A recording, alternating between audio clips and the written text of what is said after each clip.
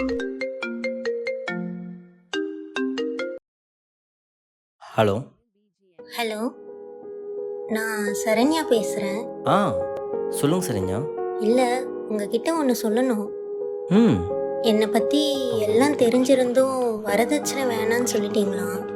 அதான் பின்னாடி எதுவும் பிரச்சனை பண்ண மாட்டீங்களே?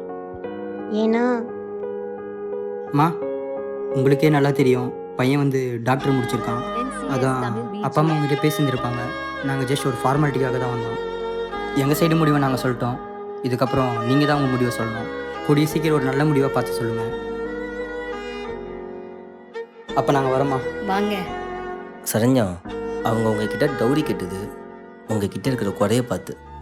வாழ்க்கைக்கு டவுரிலாம் ஒன்றும் தேவையில்லை. நல்ல மனசு இருந்தால் போதும். அது உங்ககிட்ட ரொம்ப அதிகமாகவே இருக்கு. ம்.